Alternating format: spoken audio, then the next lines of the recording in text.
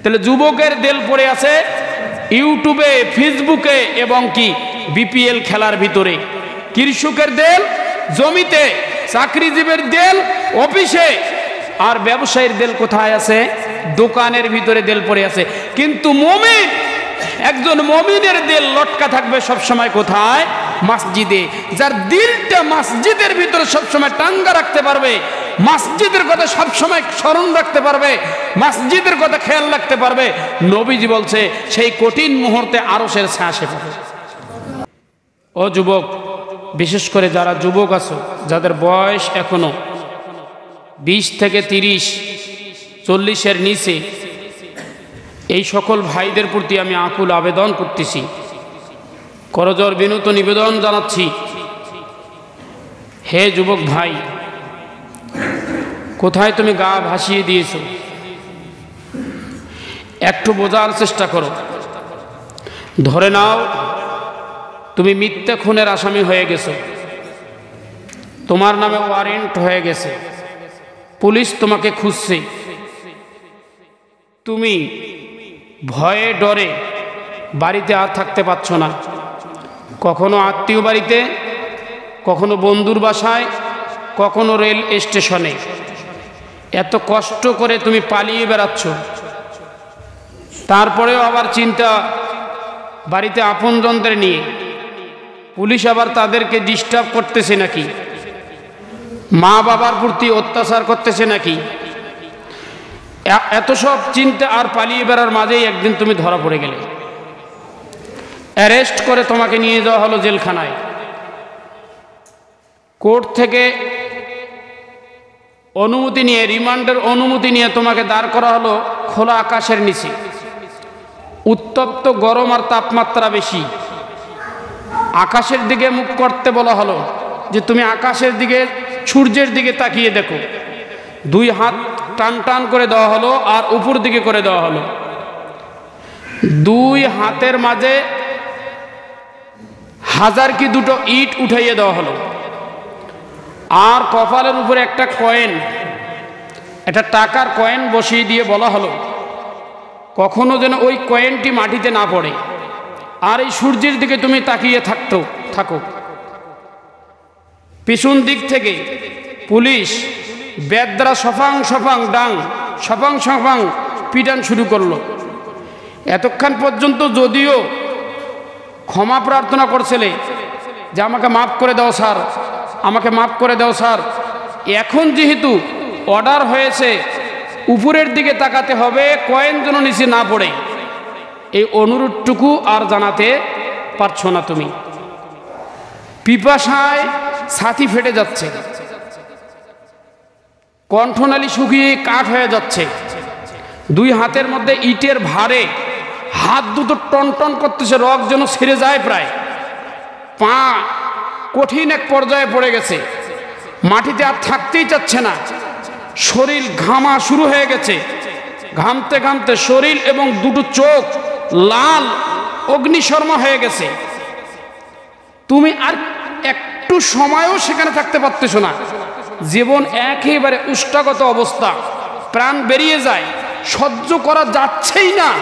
এক তো প্রচণ্ড রোদ, 2 হাতে 2টোর ইট, আর কপাল উপরে, সূর্যের দিকে তাকাতে হয়।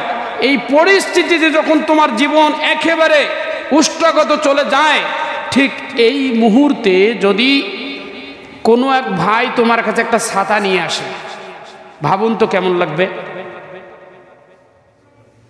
একটা ছাতা নিয়ে যদি তোমার মাথার উপরে দাঁড় হয়ে যায় সেই ভাইটি, আপনি কিভাবে এই ভাইটিকে গ্রহণ করবেন, কত বেশি ভালোবাসবেন? জীবনে যদি আপনি বেঁচেও থাকেন, কখনো কি তার অবদান, তার দরদ, তার মায়ার কথা আপনি ভুলতে পারবেন? ভুলতে পারবেন না। শুধু ছাতাই নয়, আবার সাথে যদি 1 জগ ঠান্ডা পানি, ফ্রিজের ঠান্ডা পানি নিয়ে এসে তোমাকে পান করায়, ভাবুন তো তখন কেমন লাগবে তোমাকে?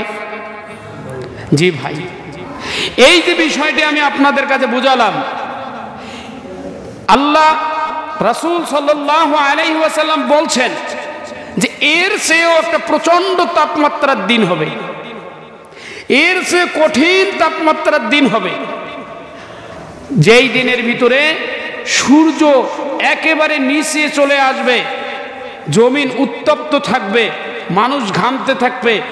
এই অবস্থায়ও তোমার একটা ছায়ার প্রয়োজন থাকবে কি থাকবে না? জোরে বলেন, থাকবে কি থাকবে না? আমার ভাইরা, আল্লাহর রাসূল বলছেন, সাবআতু ইউযিল্লুহুমুল্লাহু তাআলা ফি জিল্লিহি ইয়াউমা লা জিল্লা ইল্লা জিল্লুহু, ইমামুন আদলুন ওয়া শাবুন নাশা ফি ইবাদাতিল্লাহ ওয়া রাজুলুন কলবুহু মুআল্লাকুন ফিল মাসাজিদ আও কামা ক্বালা আলাইহিস সালাতু ওয়াস সালাম। আমার ভাইরা, ও যুবক, তুমি মনে করছো যে সেই দিন, যেই দিন এত তাপমাত্রা, এত প্রচণ্ড প্রখর রোদ হবে, এই দিনটার নাম কি হবে? কিয়ামতের দিন। জোরে বলেন, এই দিনটার নাম কি হবে? কিয়ামতের দিন। কিয়ামতের দিনে নবীজির একটা হাদিস আছে, কিয়ামতের দিনে মানুষ তার পাপ কর্ম অনুযায়ী, মানুষ তার অপরাধ অনুযায়ী ঘামতে থাকবে, অপরাধ অনুযায়ী শাস্তি পেতে থাকবে। কেউ কেউ তো তার ঘাম হাঁটু পর্যন্ত, কারো কারো ঘাম কোমর পর্যন্ত, কারো কারো ঘাম বুক পর্যন্ত, কারো ঘাম তার লাগাম হয়ে যাবে। নবীজি বলছে যে কোনো ব্যক্তির ঘাম তার লাগাম হবে। লাগাম মানে নাক চুবানি খাবে সে ঘামে। এমন এক কঠিন মুহূর্তের ভিতরে মানুষ শুধু চাবে যে আল্লাহ বিচারের কাজ ফয়সালা করুন, আমাদের জান্নাত হোক আর জাহান্নাম হোক, যেটাই আমাদের হোক না কেন আপনি করুন। কিন্তু এত লম্বা সব 50,000-এর অধিক সময়, 50,000 বছরের অধিক টাইম সেখানে এই উত্তপ্ত বালুকণায় দাঁড়িয়ে থাকতে হবে।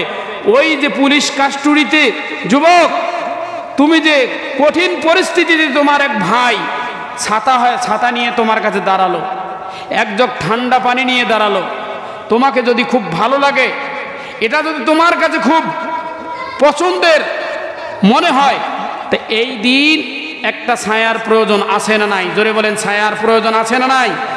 এই ছায়াটা সবাই পাবে না। আমি আর আগের জুমায়ও বলেছিলাম, কয়েক জুমা আগে, যে আরশটা এত বিশাল। আল্লাহর রাসূল বলছেন, সাবআতু ইউযিল্লুহুমুল্লাহু তাআলা ফি জিল্লিহি ইয়াউমা লা জিল্লা ইল্লা জিল্লুহু। কিয়ামতের ময়দানে, এই প্রখর তাপমাত্রার দিনে কোনো রূপ ছায়া থাকবে না, একমাত্র ছায়া থাকবে আল্লাহর আরশের ছায়া। জোরে কোন সুবহানাল্লাহ। ছায়া কয়টা থাকবে? একটা, আরশের ছায়া। কিন্তু এই বিশাল আরশ, আরশ কত বড়? আল্লাহর রাসূল সাল্লাল্লাহু আলাইহি ওয়াসাল্লাম বলেছেন যে এই যে আসমান, আমরা অনেক কিছুকে বিশালতা বোঝানোর জন্য আসমানকে বুঝাই, জমিনকে বুঝাই, এগুলো বিশাল। কি সমস্যা শুরু হয়েছে আমার ভাইরা? তো বলা হয়েছে যে আরশের মাঝে আল্লাহ পাকের একটা আসন আছে, আসনটার নাম হচ্ছে কুরসি। কুরআনুল কারীম বলছে, ওয়াসিয়া কুরসিয়ুহুস সামাওয়াতি ওয়াল আরদ। কই কুরসিটা কত বড়? কুরসিটা হচ্ছে এত বড় যে আসমান আর জমিন কুরসির কাছে এরকম মনে হবে, একটা ধুধু বিশাল ময়দানের ভিতরে একটা বালু যেমন ছোট, পুরো ময়দানের মাঝে একটা বালুকে যেরকম দেখা যায়, যতটুক দাগা, যতটুক স্থান দখল করে থাকে এই বালুটা, পুরো আসমান এবং জমিন এই কুরসির কাছে ঠিক ততটুক ছোট্ট একটা বস্তু। আর এই কুরসিটা আরশের কাছে ঠিক তদ্রূপ ছোট্ট একটা বস্তু। এত বিশাল আরশ। দুনিয়াতে কিয়ামত পর্যন্ত যখন মানুষ সৃষ্টি শুরু হয়েছে, তখন থেকে কিয়ামত পর্যন্ত যতগুলো মানুষ দুনিয়াতে এসেছিল, যতগুলো মানুষ আছে, যতগুলো মানুষ দুনিয়াতে আসবে, সব মানুষ মারা যাওয়ার পরে এই মানুষগুলোকে যদি আরশের ছায়ায় স্থান দেয়, সকল মানুষ এই আরশের ছায়ায় স্থান পাবে যদি দেয়। কিন্তু না, এত বিশাল আরশ, তার ছায়া এত বিশাল, সব মানুষ সেই আরশের ছায়ায় জায়গা পাবে না। আল্লাহর রাসূল সাল্লাল্লাহু আলাইহি সাল্লাম বলেছেন যে এই প্রখর দিনে, তাপমাত্রা রোদের দিনে শুধুমাত্র 7 শ্রেণীর মানুষ আরশের নিচে ছায়া পাবে। তার মধ্যে একটা হচ্ছে ইমামুন আদিল, ইনসাফগার বাদশাহ। জোরে বলুন কি বাদশাহ? ইনসাফগার বাদশাহ। আমার আলোচ্য বিষয় ওটা না। 2 নম্বর হচ্ছে ওয়াসাবুন নাশা ফি ইবাদাতিল্লাহ। এই 2 নম্বরটা আমার আলোচনা। আর 3 নম্বরটা আমার আলোচনা। আল্লাহর রাসূল সাল্লাল্লাহু আলাইহি ওয়াসাল্লাম বলছেন ওয়াসাবুন নাশা ফি ইবাদাতিল্লাহ। ওই দিন ওই আরশের ছায়ায় জায়গা পাইবে ওই যুবক, যেই যুবক তার যৌবন বয়সে আল্লাহর ইবাদত করেছে। যেরকম সুবহানাল্লাহ। যুবক যদি যৌবন বয়সে আল্লাহর ইবাদত করে তো ওই যুবক স্থান পাবে সেদিন কোথায়? জোরে বলুন। আরশের ছায়ার নিচে ওই যুবক স্থান পাবে। কারণ কি? যুবক বয়সে আল্লাহর ইবাদত করা সহজ না কঠিন? জোরে বলেন। সহজ না কঠিন? খুবই কঠিন। যুবক বয়সটা হচ্ছে এমন একটা বয়স, যেই বয়সে যৌবনের যে চাহিদা থাকে, যৌবনের যে উত্তাল তরঙ্গ থাকে, শয়তান এই যৌবনটাকে, তার যুবকের এই যৌবনটাকে, যুবকের সেই রক্তকে পুঁজি করে পথভ্রষ্ট করা যুবককে শয়তানের জন্য সহজ হয়ে যায়। খুব দ্রুতই যুবককে পথভ্রষ্ট করতে পারে কে? শয়তান। কারণ যুবকের যৌবনটা হচ্ছে তার বুকে একটা তুফানের মতো। যেমন তুফান যদি শুরু হয়ে যায়, হাজারো লাখো ঘর বাড়ি লন্ডভন্ড হয়ে যায়, তুফানের কিন্তু সেটা দেখার টাইম থাকে না। একজন যুবকের যৌবনটা হচ্ছে তুফানের মতো। এই তুফান দ্বারা কত ঘর বাড়ি মেসাকার হয়ে যাবে, কত জনের ইজ্জত মেসাকার হয়ে যাবে, কার যে কি হবে এটা দেখার ইয়ত্তা থাকে না। আর শয়তান সেটাকে পুঁজি করে তাকে দ্রুতই পথভ্রষ্ট করে। কিতাবের মধ্যে আছে যুবকের যৌবনটা হচ্ছে একটা প্লাবনের মতো। যেমন প্লাবন ভাসিয়ে দেয়, অনেক বাড়ি ঘর তলিয়ে দেয়, ভাসিয়ে দেয়, ঠিক যুবকের যৌবনটা হচ্ছে একটা প্লাবনের মতো, অগ্নিগিরির মতো। এজন্য শয়তান যুবকের যৌবনটাকে কাজে লাগায়, কাজে লাগে দ্রুতই এই যুবকটাকে পথভ্রষ্ট করে দেয়। যুবক কি নিয়ে ব্যস্ত হয়ে যায়? তার যৌবনের চাহিদায় এই যুবক কি করে যায় দেখেন। আমি আপনাদেরকে বোঝানোর চেষ্টা করি। আজ থেকে প্রায় 20-25 বছর আগে, 20-25 বছর আগেও একটা মানুষ যখন সিনেমা দেখতো, সিনেমা দেখার জন্য তাকে সিনেমা হল যাওয়া লাগতো। জোরে বলেন লাগতো কি লাগতো না? সিনেমা হল যাওয়া লাগতো। সিনেমা হল যাওয়ার সময় বাবার টাকা চুরি করে হোক বা যেভাবে হোক টাকা ম্যানেজ করে শহরে বন্দরে যে সিনেমা হল যাবে, সিনেমা হল যাইতে আবার অনেক লজ্জার ব্যাপার। এদিক সেদিক টাকা লাগতো, খোঁজ খবর করা লাগতো কে যাচ্ছে কে না যাচ্ছে। খুব গোপনীয়তা অবলম্বন করে আমাদেরকে সিনেমা হল যাওয়া লাগতো। কারণ কে আবার দেখে ফেলে মানুষজনের ব্যাপার। বড় ভাই থাকতে পারে, চাচা থাকতে পারে, আত্মীয় থাকতে পারে, স্বজন থাকতে পারে। এরকম হয়েছে কি হয় নাই? একটা সিনেমা দেখতে আমাদেরকে অনেক কাঠখড়ি পোড়ানো হতো। সিনেমা হল যাইতে অনেক গোপনীয়তা লক্ষ্য অবলম্বন করা লাগতো। কেউ যদি পর্নোগ্রাফি দেখতো তাহলে পর্নোগ্রাফির সিডি কেনা লাগতো। এই সিডি আবার চলা লাগতো। এখন সিডি কেনার যাওয়ার সময় দোকানে একটা লজ্জার ব্যাপার আছে না নাই? জোরে বলেন আছে না নাই? তো লজ্জার ব্যাপার আছে। কিন্তু বর্তমান সময় যুবকের এই যৌবনটাকে শয়তান কিভাবে পুঁজি করলো? এই গোপনীয়তা এখন তোমার কাছে ভাত আর ডালে পরিণত হয়ে গেছে। জোরে বলেন ঠিক না বেঠিক? এখন আর ওটার প্রয়োজন নাই। তোমাকে সিনেমা দেখার জন্য আর সিনেমা হল যাওয়া লাগতেছে না। পর্নোগ্রাফি দেখার জন্য আর তোমাকে কোনো সিডি ক্যাসেট কেনা লাগতেছে না, কোনো রিলস কেনা লাগতেছে না। কি করা লাগতেছে? যে তোমার হাতে ছোট্ট একটা যে মোবাইল আছে, আর এই মোবাইল নিয়ে যখন তুমি ঘরের দরজা বন্ধ করো, পুরো পৃথিবীটা তোমার মা বাবা ভাই বোন বন্ধু কেউ তোমাকে দেখতেছে না। শয়তান এই জায়গাতে তোমাকে কি করলো? দুর্বল করে ফেললো। কারণ তোমার রক্ত আর তোমার যৌবনের চাহিদাই সেটা, আর শয়তানও তোমাকে সেখানে লাগাই দিল। এই যুবক যদি যৌবনের এই চাহিদাকে বুড়ি আঙ্গুল দেখাইয়া মোবাইল হাতের মধ্যে থাকার পরেও যদি কোনো পর্নোগ্রাফি না দেখে, ফেসবুকের মধ্যে যদি নিজের সময় ব্যয় না করে, ইউটিউবের ভিতরে যদি নিজের সময় ব্যয় না করে, মেয়ে ছেলেকে নিয়ে যদি চ্যাটিং না করে যদি ওই যুবক আল্লাহর ইবাদত করে, এবার বুঝে থাকলে বলুন তো এই যুবক আরশে ছায়া পাবে না কে পাবে? অবশ্যই এই যুবকেই আরশের নিচে আরশের ছায়ায় ছায়া পাওয়ার কথা। প্রিয় মুসলিম ভাইরা, যৌবন কালকে শয়তান কিভাবে ধোঁকা দেয় দেখেন। আমাদের সমাজের ভিতরে নারী স্বাধীনতা এই স্লোগানটা আছে না নাই? জোরে বলেন, আছে না নাই? নারী স্বাধীনতার স্লোগানটা আছে না নাই? এই নারী স্বাধীনতার স্লোগানটা, নারী স্বাধীনতার নামে যে নারীর নগ্নতা, নারীর যে বেহায়াপনা, নারীরা যে নিজেদের মন মতো উচ্ছৃঙ্খল জীবনযাপন করতেছে, যুবকের যৌবন সেখানে যাইয়া কি করতেছে? যুবককে কি করতে যুবককে উদাস করে তুলতেছে। এইভাবে দেখবেন অনেক বিষয় শয়তান আমাদের মাঝে উপস্থাপন করেছে। নারী স্বাধীনতা বলেন এবং বিভিন্ন পর্নো মিডিয়া বলেন এবং কি বলেন যে যতগুলো আমাদের বর্তমান যে রাজনৈতিক কালচার আছে, এই সবগুলো যুবকের যৌবনকে কি করতেছে? উচ্ছৃঙ্খল করে তুলতেছে, যুবকদেরকে সবসময় পথভ্রষ্ট করে দিচ্ছে এই সকল কার্যক্রম। আর এই সব করার পরেও শয়তানের সকল চাল, শয়তানের সকল ব্যবস্থাপনা থাকার পরেও আমাদের সমাজে কিছু যুবক এই সমস্ত কাজ থেকে নিজেকে গোটাইয়া এক আল্লাহর ইবাদতের মধ্যে মগ্ন থাকার মতো যুবক আছে না নাই?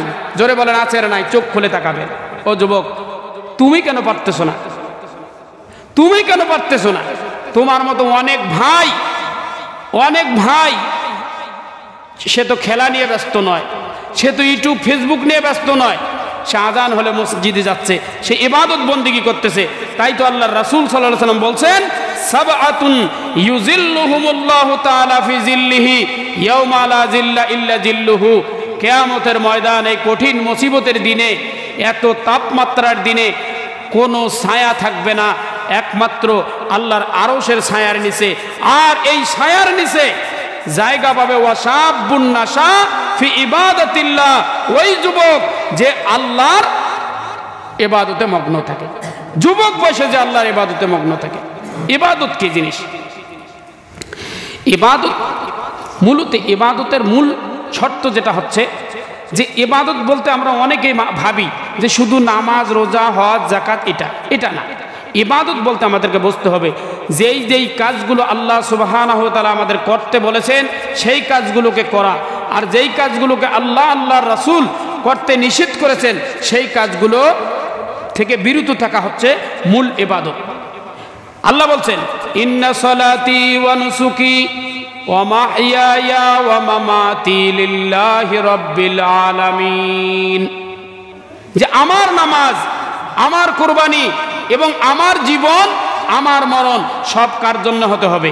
জোরে বলেন, কার জন্য হতে হবে? আল্লাহর জন্য হতে হবে।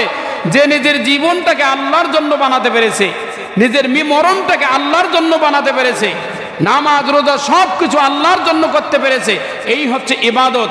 ইবাদতের মূল শর্ত হচ্ছে, ইবাদতের ভিত্তি হবে তাওহীদ। জোরে বলেন, ইবাদতের ভিত্তি কি হবে? তাওহীদ। আর ইবাদতের শর্ত হবে ইখলাস। ইবাদতের পদ্ধতি হবে তরিকায়ে মুহাম্মাদি। তিনটা জিনিস ভালো করে খেয়াল রাখবেন। ইবাদতের ভিত্তি হবে তাওহীদ, তাওহীদের ভিত্তিতে ইবাদত করতে হবে, আর ইখলাসপূর্ণ ইবাদত করতে হবে। মুহাম্মদুর রাসূলুল্লাহ সাল্লাল্লাহু আলাইহি ওয়াসাল্লামের তরিকা অনুযায়ী আমাদের ইবাদত করতে হবে। তো যারা আরশের নিচে যেই যুবক ছায়া পাবে, সে যুবককে যে আল্লাহর ইবাদত করে। জোরে বলেন, কিসের ইবাদত করে? আল্লাহর ইবাদত করে। আর একটা কথা বলছেন, ওয়া রাজুলুন কলবুহু মুআল্লাকুন ফিল মাসাজিদ, ওই লোক আরশের নিচে ছায়া পাবে যেই লোকের দিলটা মসজিদের সঙ্গে টাঙ্গা থাকে। সুবহানাল্লাহ বলেন না? মসজিদের সাথে, সে যখন মসজিদে 5 ওয়াক্ত নামাজের জন্য নামাজে আসে, সাংসারিক কাজের জন্য যদিও বাইরে চলে যায়, তারপরেও তার দিলটা, তার কান, তার মন, তার হৃদয় সব সময় কোন দিকে ভ্রুক্ষেপ থেকে মসজিদের দিকে, আবার কখন আজান হবে, আবার কখন যাব। মসজিদের দিকে তার দিল সবসময় লটকা থাকে, তার দিল, তার মন পড়ে থাকে মসজিদে। সে কাজ করে দোকানে, সে কাজ করে জমিতে, সে থাকে বাড়িতে, কিন্তু দিল পড়ে থাকে কোথায়? জোরে বলেন, দিল পড়ে থাকে কোথায়? দিল পড়ে থাকে মসজিদে। সে যদি মসজিদে এসে কিছু ফুরসত পায়, কিছু সময় পায়, মসজিদের পরিচ্ছন্নতা, মসজিদের পরিষ্কার, মসজিদের খোঁজ খবর নেয়, এই সমস্ত নিগরানি করে, এই কাজগুলো যে এই ব্যক্তি করবে, কিয়ামতের ময়দানে কঠিন মুহূর্তে আল্লাহ পাক তাকে আরশের নিচে ছায়া দেবে। দেখেন ভাইরা আমার, আজকে আমরা দুনিয়াতে ব্যস্ত, দুনিয়াতে যারা, আমরাও ব্যস্ত। একজন ব্যবসায়ী তার ব্যবসা নিয়ে ব্যস্ত, তার দেল পড়ে আছে ব্যবসার ভিতরে, কৃষকের দেল পড়ে আছে ক্ষেতের ভিতরে, চাকরিজীবীর দিল পড়ে আছে মসজিদের, চাকরিজীবীর দিল পড়ে আছে অফিসের দিকে, আর যুবকদের দেল পড়ে আছে বর্তমান কি খেলা ওটা চলছে? বিপিএল এ। যুবক, যদিও তুমি মসজিদে আসছো, যদি এই সময় খেলা চলে থাকে, দিল কোথায় আছে? বিপিএল এর দিকে। আজকে খেলার রুটিন, খেলার তালিকা, কখন তুমি এখান থেকে উঠবা, কখন বাসায় যাবা আর খাবা আর খেলা দেখবা। এই খেলাতে আবার বাজি ধরাধরি আছে না নাই? জোরে বলেন, খেলাতে বাজি ধরাধরি আছে না নাই? তাহলে যুবকের দেল পড়ে আছে ইউটিউবে, ফেসবুকে এবং কি বিপিএল খেলার ভিতরে, কৃষকের দেল জমিতে, চাকরিজীবীর দেল অফিসে, আর ব্যবসায়ীর দেল কোথায় আছে? দোকানের ভিতরে দেল পড়ে আছে। কিন্তু মুমিন, একজন মুমিনের দেল লটকা থাকবে সবসময় কোথায়? মসজিদে।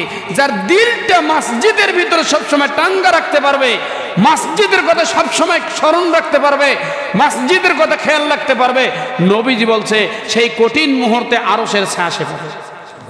সুবহানাল্লাহ বলেন না? সেই কঠিন মুহূর্তে আরশের ছায়া সে পাবে। দেখেন ভাইরা আবার, মসজিদের দিকে যাওয়া আর মসজিদের কাজ করা, এটি একটি ব্যাপার যে আল্লাহ রাসূল সাল্লাল্লাহু আলাইহি সাল্লাম বলেছেন, ক্বালা মান তাওয়াজ্জা ফি বাইতিহি ফাআহসানাল ওয়াজুআ সুম্মা আতাল মসজিদ ফাহুয়া যায়িরুল্লাহ ওয়া হাক্কা আলা মাজুরি আইয়ুকরিমাজ যায়ির। আল্লাহ রাসূল সাল্লাল্লাহু আলাইহি সাল্লাম বলেন, কোন ব্যক্তি যখন বাড়িতে সুন্দর করে অজু বানাইয়া মসজিদের দিকে যায়, মসজিদের দিকে আগমন করে, ফি বাইতিহি ফাআহসানাল ওযু, সুন্দর করে অজু করার পরে, ফাহুয়া যায়িরুল্লাহ, সেই ব্যক্তি আল্লাহর মেহমান। জোরে কোন সুবহানাল্লাহ। সেই ব্যক্তি কি? আল্লাহর মেহমান। আর কি? ওয়া হাক্কা আলাল মাজুরি আইয়ুকরিমাজ যায়ির, আর আল্লাহর জন্য হক হচ্ছে তার মেহমানদের জন্য মেহমানদারি প্রস্তুত করা। জোরে কোন সুবহানাল্লাহ। আল্লাহর রাসূল সাল্লাল্লাহু আলাইহি সাল্লাম বলেন যে কিয়ামতের ময়দানে আল্লাহ পাক রব্বুল আলামিন ঘোষণা করবেন যে আমার আহাল, আমার পরিবারবর্গ কোথায়? সুবহানাল্লাহ বলেন, আমার প্রতিবেশী কোথায়? ফেরেশতারা জিজ্ঞাসা করবে, ইয়া রাব্বুল আলামিন, আপনার আবার প্রতিবেশী আছে নাকি? আপনার প্রতিবেশী তো আমরা চিনি না, কে আপনার প্রতিবেশী? আল্লাহ পাক রব্বুল আলামিন ফেরেশতাদেরকে বলবে যে আমার প্রতিবেশী তারা যারা মসজিদকে নিজের ঘর বানিয়েছে, মসজিদকে নিজের অফিস বানিয়েছে, মসজিদকে খেলার মাঠ বানিয়েছে, মসজিদকে ফসলের জমি বানিয়েছে, মসজিদকে ব্যবসার দোকান বানিয়েছে। যেই মানুষটা যদিও দোকানে ছিল, দিল ছিল কোথায়? যদিও খেতে ছিল, দিল ছিল কোথায়? মসজিদের ভিতরে। যদিও যুবক খেলার মাঠে ছিল, কিন্তু দিল ছিল কোথায়? মসজিদে। এর মানে হচ্ছে তার খেলার মাঠটাকে আজানের পরে আর আটকে রাখতে পারে নাই, তার জমির আজানের পর তাকে আর আটকে রাখতে পারে নাই, তার দোকান আজানের পর তাকে আর আটকে রাখতে পারে নাই। সে যত দুনিয়াতে ব্যস্ত থাক না কেন, কিন্তু তার দিল ছিল মসজিদের দিকে। আজান হওয়ার সাথে সাথে সে অজু করে বা মসজিদে এসে অজু করে মসজিদে প্রবেশ করতেন।